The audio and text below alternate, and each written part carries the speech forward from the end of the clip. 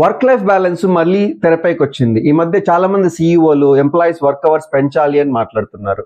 నేను దేని గురించి మాట్లాడుతున్నానంటే, L&T chairman SN సుబ్రహ్మణ్యము internal meetings లో ఎంప్లాయీస్ మీటింగ్స్ లో మాట్లాడుతుండగా ఒక ఎంప్లాయీ అడిగాడు అనమాట, మా దగ్గర సాటర్డేస్ కూడా వర్క్ చేపిస్తున్నారు కదా, దాని గురించి మీరేమంటారు అంటే, దానికి అతని రిప్లై ఏంటంటే, యాక్చువల్ గా నేనేం దాన్ని రిగ్రెట్ గా ఫీల్ అవ్వట్లేదు, ఈవెన్ సండే కూడా వర్క్ చేస్తే బాగుంటుంది అని అనుకుంటున్నాను అని అన్నాడు అనమాట. ఇంట్లో ఉండి ఏం చేస్తారయ్యా, ఏం మీ వైఫ్ మొగాలు చూసుకొని మీ వైఫ్ మీ మొగాలు చూసుకుంటా ఉంటే అది ఎంత మాత్రం కరెక్ట్, వర్క్ చేస్తే మంచిది కదా అని మాట్లాడాడు. దీనిపైన చాలా మంది సెలబ్రిటీలు సోషల్ మీడియాలో రిప్లై కూడా ఇచ్చారు. దీపికా పడుకునే, జ్వాలాముక్త వీళ్ళు కూడా సోషల్ మీడియాలో రిప్లై ఇచ్చాడనమాట. ఆనంద్ మహేంద్ర ఏం చెప్పాడంటే, మా వైఫ్ చాలా వండర్ఫుల్, నేను ఆమెను చూస్తూ ఉండిపోగలను మాట్లాడాడు. My wife is wonderful. I love staring at her. I spend more time.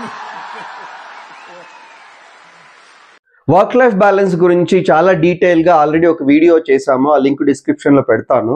దాంట్లో ఆల్రెడీ చెప్పాము, Narayana Murthy 90 hours per week work చేయమన్నాడు, నెక్స్ట్ భావేష్ అగర్వాల్ కూడా చేయమన్నాడు, నెక్స్ట్ ఇతను అడిషన్ అన్నమాట. ఇప్పుడు ఇక్కడ నాకు 2 పాయింట్స్ కనపడుతున్నాయి. ఒకటేంటే, నేను ఆల్రెడీ ధనికుణ్ణి, మీరు ఇంకా ఎక్కువ వర్క్ చేసి నన్ను ఇంకా ధనికులు చేయండి అని మాట్లాడుతున్నాడు. సెకండ్ ఏంటంటే, జనరేషన్ డిస్కనెక్ట్ చాలా ఉందేమో నాకు అనిపిస్తుంది. ఇతను పర్ ఇయర్ కి 51 crores సంపాదిస్తాడు అనమాట. మనం కంపేర్ చేస్తే యావరేజ్ ఎల్ఎన్టీ వర్కర్ యొక్క సాలరీతో కంపేర్ చేస్తే 534 times ఎక్కువ ఇతనికి వచ్చేదన్నమాట. అంటే ఇతని కమిషన్ కూడా వస్తుంది అనమాట. అంటే కంపెనీ గ్రో అయ్యే కొద్దీ ఇతనికి కమిషన్ వస్తుంది. వాళ్ళైతే లగ్జరీ కార్స్ లో తిరగచ్చు, లగ్జరీ హౌసెస్ ఉండొచ్చు, వాళ్ళకి పక్కనే కావాలంటే హౌసెస్ ఉండొచ్చు, ఇవన్నీ ఉంటాయి. బట్ వర్కర్ కి ఎలా ఉంటాయి, కంపల్సరీ లోకల్ ట్రైన్ లో వెళ్ళాలి, లైక్ బాంబే లాంటి సిటీస్ లో, దెన్ వాళ్ళ హౌసెస్ కూడా చాలా డిస్టెన్స్ లో ఉంటాయి.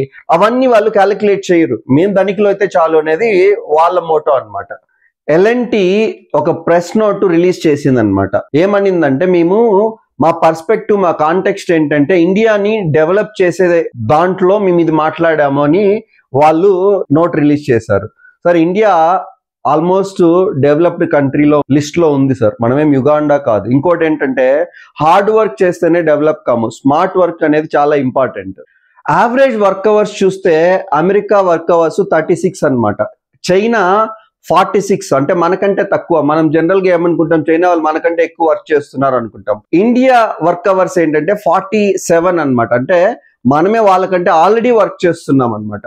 సో బట్ దీని ప్రకారం చూస్తే అమెరికా వాళ్ళదు మనకంటే డెవలప్మెంట్ తక్కువ ఉండాలి, బట్ వాళ్ళు ఎందుకు ఎక్కువ ఉన్నారు, వాళ్ళు స్మార్ట్ వర్క్ చేస్తున్నారు కాబట్టి ఎక్కువ ఉన్నారు. సో ఇంకొక మెయిన్ ఇంపార్టెంట్ పాయింట్ అంటే, ఈ సిఇఓస్ యావరేజ్ ఏజ్ ఎంత అంటే 57 years అనమాట. బట్ యాజ్ ఎ ఇండియా మంది యంగ్ కంట్రీ, యావరేజ్ ఏజ్ ఎంత అంటే 28 years అనమాట. సో దాంట్లోనే చూస్తుంటే ఆ గ్యాప్ చాలా ఎక్కువ ఉంది. సో ఏమవుతుంది, పర్సెప్షన్స్ అన్ని చాలా మారిపోతాయి అనమాట వాళ్ళకి వీళ్ళకి.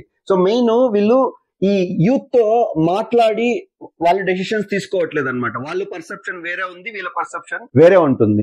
కంపెనీస్ ఎంప్లాయీస్ కి 8 hours or 9 hours కి శాలరీ ఇస్తున్నాయి, అంతే కదా పని చేయాలి, ఎక్స్ట్రా ఎందుకు పని చేయాలి, ఎక్స్ట్రా ఎప్పుడు పని చేస్తారు, ఎక్స్ట్రా ఇన్సెంటివ్స్ ఏమన్నా వచ్చినా, ఇంకేమన్నా బెనిఫిట్స్ వచ్చినా వాళ్ళు పని చేస్తారు, అట్లీస్ట్ ఒక వీక్ అయినా పని చేస్తారు. అలా కాకుండా ఏమి ఇవ్వము, హైక్స్ ఇవ్వము, ఇన్సెంటివ్స్ ఇవ్వము, పని చేయాలి అంటే ఎలా అవుతుంది, చాలా తక్కువ మంది ఇన్సెంటివ్స్ ఇస్తున్నారు. నెక్స్ట్ ఫ్యామిలీ కూడా ఉంది కదా, ఆ ఫ్యామిలీని కూడా వాళ్ళు చూసుకోవాలి కదా, అలా ఎలా మాట్లాడేస్తారు. ఇంకోటి ఏంటంటే, వీళ్ళు ఆ కార్పొరేట్ సిఇఓస్ వాళ్ళు వర్క్ చేస్తే ఏమవుతుంది, నిన్ను ముందు చెప్పినట్టు వాళ్ళ కమిషన్స్ వస్తాయి, వాళ్ళు గ్రో అవుతుంటారు. ఎంప్లాయీ ఎలా గ్రో అవుతాడు, యాక్చువల్ గా కంపేర్ చేస్తే వీళ్ళు గ్రో అయ్యే పర్సెంటేజ్ ఎలా ఉందంటే 15 years హైలో ఉన్నారనమాట, ఎంప్లాయీస్ మాత్రం అక్కడే ఉన్నారు. Tokyo 4 days a week work చేయాలని ప్రపోజల్ పెట్టింది అనమాట. బట్ మన ఇండియాలో మీరంతా ఏం మాట్లాడుతున్నారు, ఎక్కువ పని చేయండి, ఎక్కువ పని చేయండి అని మాట్లాడుతున్నారు అనమాట. బట్ ఎక్కువ పని చేసినా కూడా 20 years ఒకే కంపెనీలో వర్క్ చేసినా కూడా నిర్దాక్షిణ్యంగా లే ఆఫ్స్ అయిపోతాయి. అంటే 20 years పర్ఫార్మెన్స్ ఇష్యూస్ లేనిది ఇప్పుడే ఎందుకు వచ్చింది అంటే, మీ ప్రాఫిట్స్ తగ్గితే మీరు వాటిని పంచుకోరు, అంటే ఆ ఇబ్బందులు మీకొద్దు, శాలరీస్ మాత్రము పెరిగిపోతున్నాయి కాబట్టి వీళ్ళని తీసేస్తే సరిపోతుంది, మీరు మాత్రం సేఫ్ లో ఉండాలి, ఎంప్లాయీస్ ఏమైపోయినా మీకు ఇబ్బంది ఏం లేదనమాట. సో ఎంప్లాయీస్ వైజ్ గా థింక్ చేసి ఇలాంటి సిఇఓస్ ని ఎంకరేజ్ చేయకుంటే ఇండియా బాగుపడుతుంది.